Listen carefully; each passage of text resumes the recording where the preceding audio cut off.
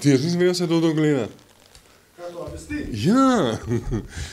Poslušaj, včeraj gremo na Kube v študenta, blok 8, in mi je ena domala iz PDV-ja da 20% pobudna. Ja veš, sem mislil, hvala, zaradi Jonasa, ne, sem mi rekel, da je telefonsko, če je telefonsko. Pa ne, sem te gledal včeraj na Vezdeh. Sem jaz fuk dobro zdaj. Kaj te prepoznala? Ja, ni na Vezni. Kaj tazga. Že? Evo.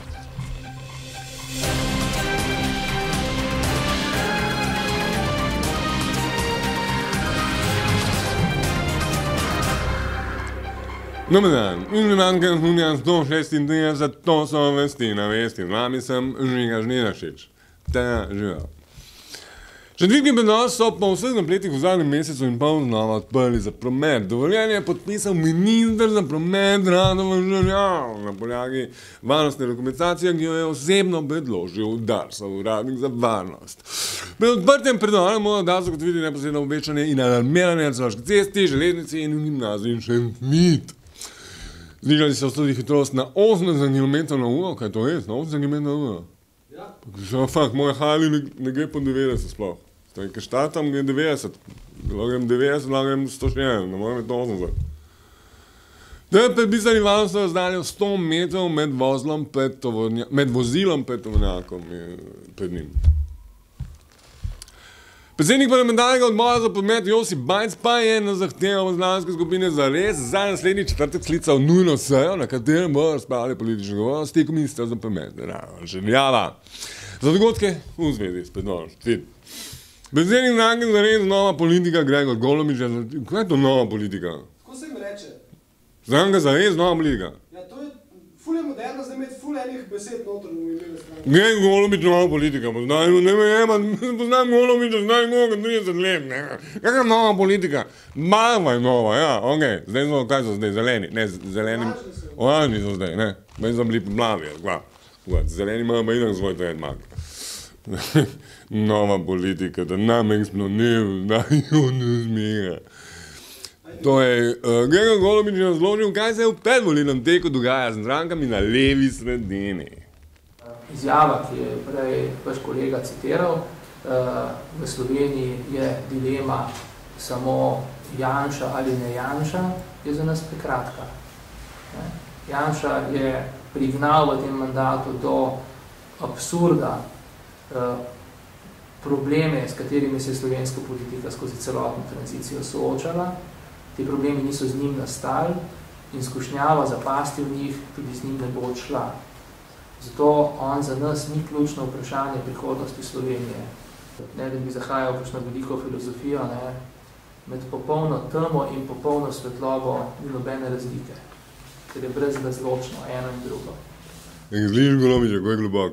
Kenguru, kot nekaj pa zonce, rumeno, oranžno žarijo, ni razlike med nama in tema. Ovo je nerazločno.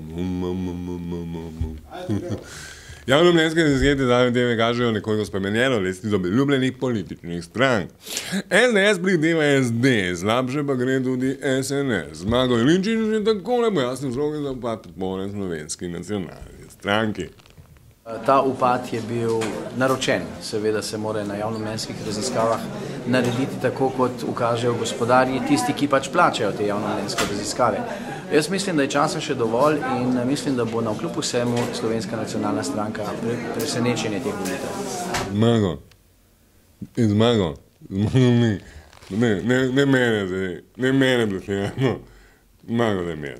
Daj mir, Zmago. Daj rajš pokaž mi dolo. Pokaž mi dolo, Zmago. Ni pokazal, nimamo posnetka. Samo ima, veš. Zdaj nam žali je zadišalo po golažu, ki je za kuhal radio hit. Kuhali so izbrani kandidati in kandidatke za poslanske sedeže v prihajajočem mandatu. Organizatorji pa so nam povedali, kako se politiko razvrsti v 3 tabore. Ampak budimo iskreni, SDS, največja vladna stranka, trenutno je najbolj kaže. Nacionalna stranka z Jelinčičem še ima nekaj procentov, pa Desus, ki po moje je tudi ena fajn stranka, ki bo tudi dobila nekaj procentov in če jih damo skupaj, je to mogoče nova koalicija. Pri Mladem živalskem vrtu pa so napovedali, da bodo na začetku oktobra, če možno vse umnočani, če Češke dobili 3 žirafe ogrožene podvrste roččan. Imena naj bi jim izbrali obiskovalci. Barbara Milič, strokovna voditeljica živalskega vrta, pa nam je povedala, kakšne so nove ljubljanske žirafe. Vsekakor so češke, ker prihajajo iz Češke, matere vseh žiraf.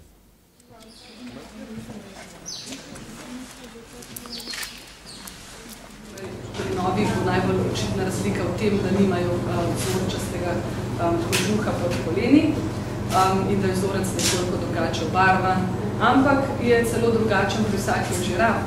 Torej se boste lahko nekako poskušali preizkusili tudi v tem, ali jih individualno prepoznate. Torej, kožev vzorec kožuha je tudi nekakšen prstni odtis ali pa primerjava s prstnim odtisom človeka, kako jih lahko tudi ločimo. Slovenija, Slovenija, Slovenija, kulturac. Avgustovski koncertni večeri mednarodnega baletnega festivala Trnfest se počasi iztekajo.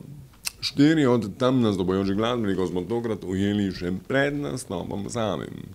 Eva Hren in Stadgon bodo v Kot Franceta Prešerna nastopili v soboto na predzadnji glasbeni večer.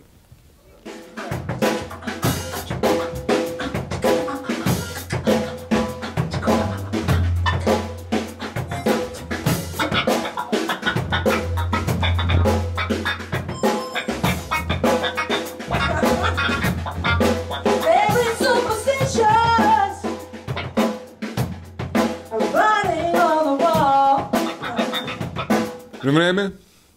Pizda, nikoli se mi je pokvaril motor, tako da si želim, da bi bil naš. Iz Ljubljanskega junija 136, to so bile vesti na vesti. Adijo.